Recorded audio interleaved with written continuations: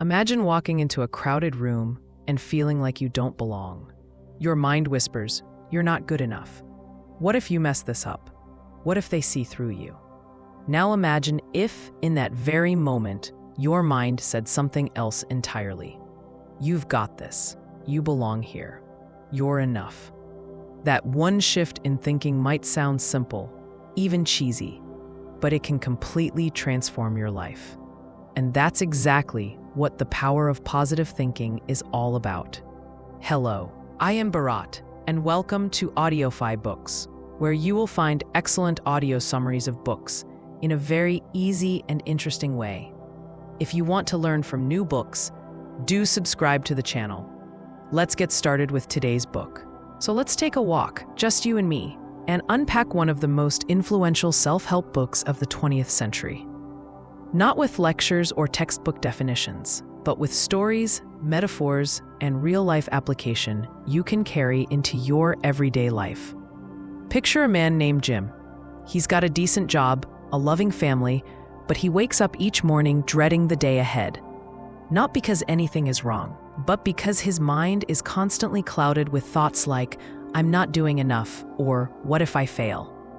That's the story for so many of us. And Norman Vincent Peale would say, Jim doesn't need to change his job or move cities. He needs to change his thoughts. Peale begins by telling us that belief is power, actual, tangible power. If you truly believe you can do something, you are already halfway there. And it's not about arrogance. It's about quietly, humbly trusting in your ability and in something bigger than yourself. Peale combines psychology with faith. He doesn't separate the mind from the soul.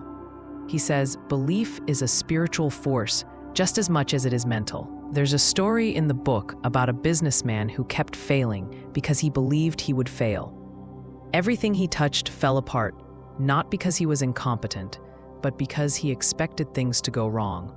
Peale helped him change his mental script. He had him start each day saying, I believe I am meant to succeed." And slowly, things began to shift.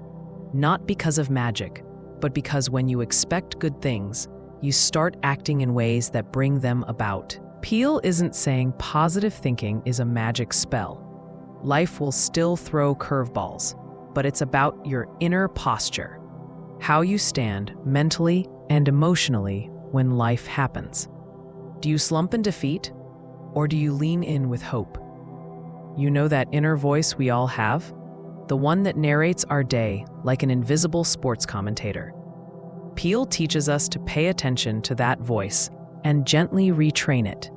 Because if your inner dialogue is filled with "I can't," "I'm not," "what if?"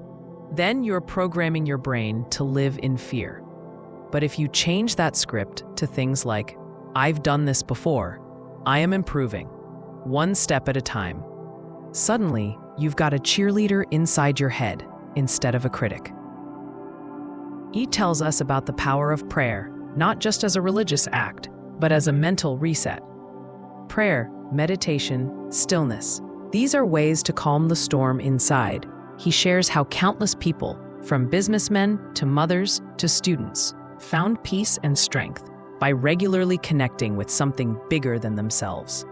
One of the most relatable sections of the book is when Peale talks about exhaustion, not just physical, but emotional. You know that tiredness that sleep doesn't fix? That's often not about how much you do, but how much worry you carry.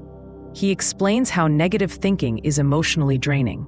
But when you start practicing positive thoughts, literally repeating affirmations like "I am calm," "I am capable," "this too shall pass," your body responds. Your breathing slows, your shoulders relax, your mind gets clearer. Peale gives practical tools. One of my favorites is the thought replacement method. Every time a negative thought pops up, you replace it with a positive one. For example, if your mind says, "I'll probably mess this up," you replace it with, "I've prepared and I'll give my best." Over time, these replacements become habits. He also emphasizes the importance of who you spend time with. Just like we catch colds from people, we catch moods and mindsets too. if you're always surrounded by complainers or people who expect the worst, it starts rubbing off on you.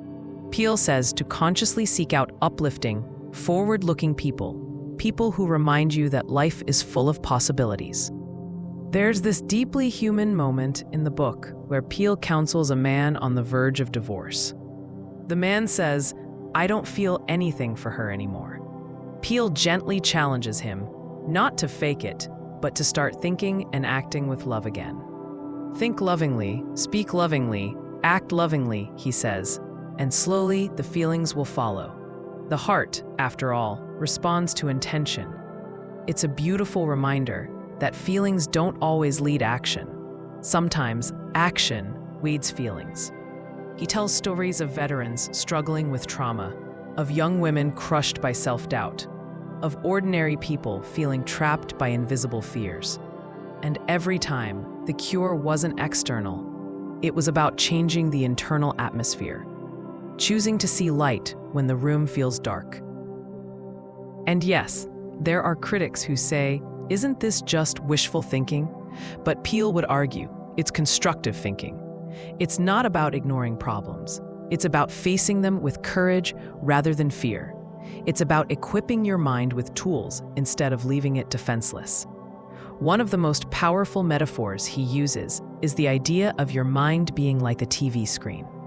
What you play on that screen is up to you. You can replay old failures, fears, and worst-case scenarios, or you can choose to screen victories, moments of gratitude, and hopeful possibilities. Your life often ends up reflecting what you keep playing on that mental screen. He suggests keeping daily rituals, simple things like starting the day with a positive affirmation, spending 5 minutes in silence or prayer, and reading or listening to something uplifting. These tiny anchors keep your mental ship from drifting during storms. And let's talk about confidence. Not the loud, boastful kind, but the steady, quiet confidence that comes from knowing you are okay, flaws and all. Peale's message is not be perfect, it's be peaceful. And peace, he says, begins with positive thought. By the end of the book, you start to realize this isn't just a self-help manual. It's a philosophy of life, a gentle revolution of the mind. And it doesn't require you to change who you are. It invites you to return to who you really are, under the layers of fear, stress, and self-doubt. You don't need to chant mantras all day or pretend everything is fine. You just need to keep choosing better thoughts, thought by thought, day by day, until your inner world becomes a place of light instead of shadows. So if you're someone who's ever felt stuck, small, or simply tired of your own negative thoughts, this book is a quiet hand on your shoulder, a whisper that says, there's more to you than you think.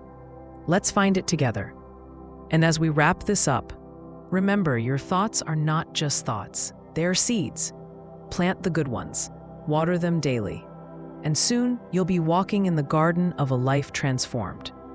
If this message touched you, if it gave you something to think about or something to hold on to, do subscribe to Audiofybooks, and don't forget to share this with someone who might need a little hope today.